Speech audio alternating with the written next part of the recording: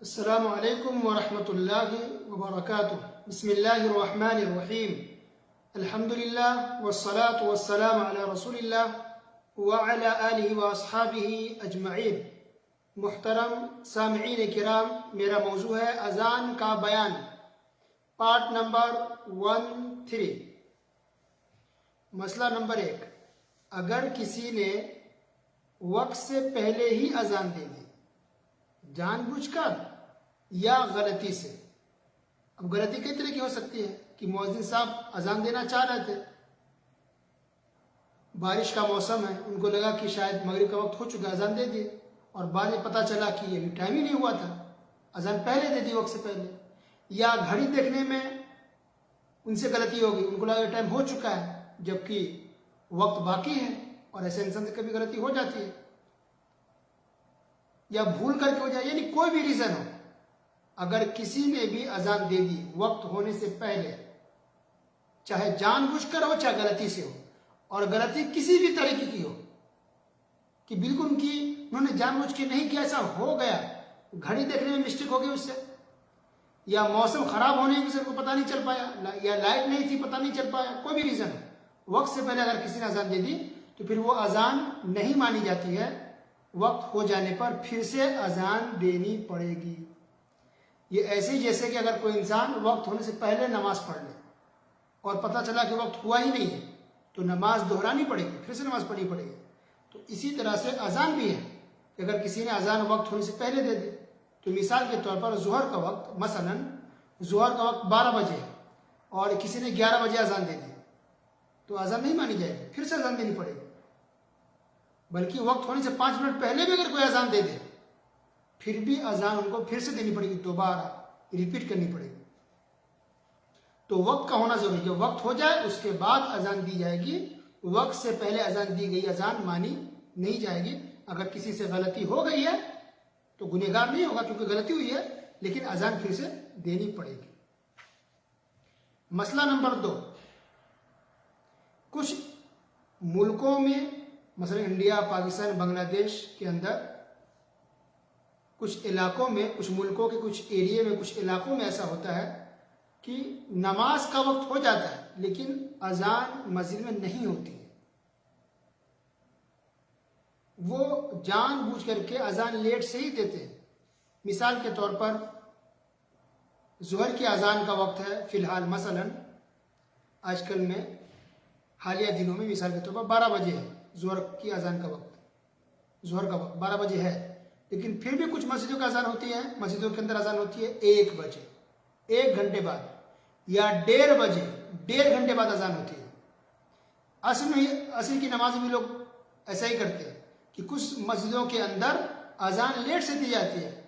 تو آج کل مثلا عصر کی اذان کا وقت ہے 3:15 بجے، مثلا 3:15 بجے، یعنی 3:15 پر، لیکن اذان دیتے ہیں وہ لوگ 4:15 بجے یا 4:30 بجے، اتنا لیٹ، 1 گھنٹہ لیٹ، 1.5 گھنٹہ لیٹ، 2 گھنٹہ لیٹ اذان دیتے ہیں۔ غلطی سے نہیں، وہ جان بوجھ کے انہوں نے ٹائم ہی ایسا رکھا اپنی مسجد کے اندر، کیونکہ وہ کسی مسلک سے جڑے ہیں، ان کی کتابوں میں لکھا ہے، اس کے حساب سے وہ لوگ ایسا کرتے ہیں۔ تو ایسی حالت میں ہمیں کیا کرنا چاہیے؟ کیا وہ لوگ لیٹ اذان دیتے ہیں 1 گھنٹہ، 1.5 گھنٹہ، 2 گھنٹہ لیٹ، تو اذان دینے کے بعد ہی ہم نماز پڑھ سکتے ہیں؟ یا نماز کا اگر وقت ہو گیا ہے تو ہم وقت کے حساب سے نماز پڑھ سکتے ہیں یا نہیں؟ ایسا سوال عام طور پہ لوگوں کی طرف سے آتا رہتا ہے۔ یہ آج کی مجلس میں دوسرا مسئلہ ہے۔ تو اس کا جواب یہ ہے کہ وقت ہونے کے ساتھ آپ نماز ادا کر سکتے ہیں، نماز پڑھ سکتے ہیں، کیونکہ اصل چیز نماز کے لیے وقت کا ہونا ہے۔ تو وقت نماز کا ہو چکا ہے، چاہے وہ ظہر کا وقت ہو یا عصر کا وقت ہو، وقت اگر ہو چکا ہے اور لوگ جان بوجھ کے اذان لیٹ سے دیتے، 1 گھنٹہ لیٹ کرتے ہیں، تو وقت کے حساب سے آپ نماز پڑھ سکتے ہیں اگرچہ اذان نہ ہوئی ہو۔ اللہ تعالیٰ نے ارشاد فرمایا سورہ نساء آیت نمبر 103، ان الصلاۃ کانت علی المؤمنین کتابا موقوتا، کہ نماز مومنوں پر مقررہ وقتوں پر فرض ہے، کہ جو وقت مقرر کیا اسی پر نماز پڑھنی ہے۔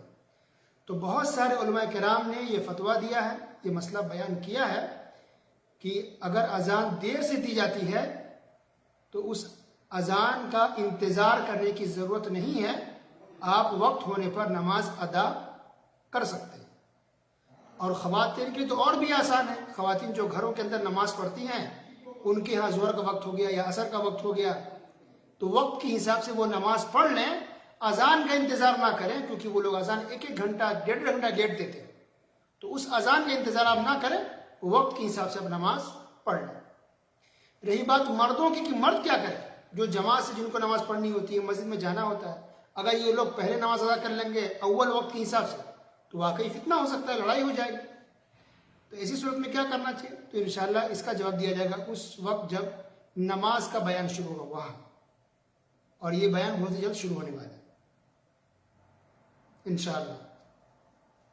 تو نماز کے لیے اصل چیز ہے وقت کا ہونا، اور جو اذان دی جاتی ہے یہ اسی وقت کو بتلانے کی اعلان ہے کہ اذان نماز کا وقت ہو گیا، نماز ادا کریں۔ لیکن جہاں اذان وقت پر ہوتی ہے تو اچھی بات یہی ہے کہ پہلے اذان ہونے دیں، اور اذان جب سن لیں اذان کا جواب دیجیے اور سنتے وقت، اور اذان کے بعد کی جو دعا ہے وہ دعا پڑھیں، اس کے بعد نماز ادا کریں۔ یہی صحیح طریقہ، اصل طریقہ ہے۔ لیکن بات یہ یہاں پر ہو رہی ہے کہ اگر کوئی 1.5 گھنٹہ لیٹ، 1 گھنٹہ لیٹ اذان دے رہے تب کیا کریں؟ تو ایسی صورت میں کہ آپ وقت ہونے پر نماز پڑھ سکتے ہیں۔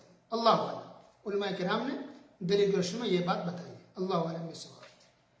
تیسرا مسئلہ نمبر 3 کہ رسول اللہ صلی اللہ علیہ وسلم کے کتنے مؤذن تھے ٹوٹل؟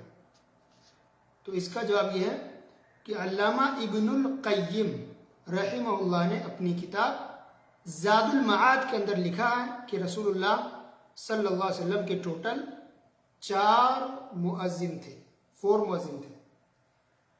نمبر 1 بلال رضی اللہ تعالیٰ عنہ، اور نمبر 2 عبداللہ ابن ام مکتوم رضی اللہ تعالیٰ عنہ، اور یہ دونوں مؤذن مسجد نبوی کے اندر تھے، مسجد نبوی میں اذان دیتے تھے، بلال رضی اللہ عنہ اور عبداللہ ابن ام مکتوم رضی اللہ تعالیٰ عنہ۔ تو عبداللہ ابن مکتوم رضی اللہ تعالیٰ عنہ نابینا تھے، یعنی اندھے تھے، دیکھ نہیں سکتے تھے، لیکن پھر بھی ان کو مؤذن بنایا گیا اور وہ اذان دیتے تھے مسجد نبوی کے اندر۔ اور مسجد قباء کے اندر سعد رضی اللہ تعالیٰ عنہ مؤذن بنائے گئے۔ مکہ کے اندر یعنی خانہ کعبہ میں اذان دینے والے ابو محذورہ رضی اللہ تعالیٰ عنہ تھے، ابو محذورہ رضی اللہ تعالیٰ عنہ تھے مکہ کے اندر۔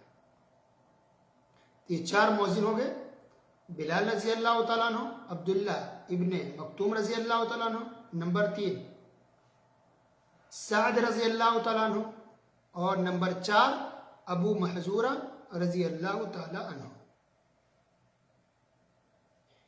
اب ان باتوں سے یہ بھی پتہ چلتا ہے کہ کسی نابینا شخص کو مؤذن رکھ سکتے ہیں، اس میں کوئی حرج نہیں ہے۔ اگر ان کو کوئی ٹائم بتانے والا ہو تو کسی نابینا کو بھی، اندھے کو بھی مؤذن رکھا جا سکتا ہے۔ دوسرا مسئلہ اس سے بھی پتہ چلتا ہے کہ ایک مسجد کے اندر 2 مؤذن ہو سکتے ہیں، کیونکہ مسجد نبوی کے اندر 2 مؤذن تھے، تو اس کا مطلب کہ ایک مسجد کے اندر 2 مؤذن کو رکھا جا سکتا ہے۔ تو مسجد کے جو دیکھ بھال کرنے والے لوگ ہیں، اگر اللہ نے ان کو پیسہ دیا ہے، ان کے پاس پیسے ہیں مسجد کے خزانے میں یا لوگوں کے پاس، تو بہتر ہے کہ 2 رکھ لیں، خاص کہ ان حالتوں میں جب مؤذن صاحب کو ہوتا ہے کبھی جانا ہوتا ہے، گھر ہے، کام وغیرہ ہے، عام طور پر وہ کسی کام سے جانا ہوتا ہے، تو 2 مؤذن رکھنے میں کوئی حرج نہیں، رکھ سکتے ہیں۔ اور اگر استطاعت نہیں ہے تو پھر ایک ہی کافی ہے۔ تو بلال رضی اللہ تعالیٰ کے بارے میں بہت کچھ آپ لوگ جانتے ہیں، سن چکے ہیں۔ ابو محذورہ رضی اللہ تعالیٰ عنہ جو مکہ کے مؤذن تھے حرم شریف کے اندر خانہ کعبہ میں، ان کے بارے میں مجھے لگتا ہے شاید آپ لوگ کم جانتے ہوں گے۔ تو ابو محذورہ رضی اللہ تعالیٰ عنہ مکہ کے اندر کیسے مؤذن بنے، کس طرح سے ان کو مؤذن بنایا گیا، کیا اس کا واقعہ ہے، بہت ہی اہم ہے، بہت ہی دلچسپ ہے۔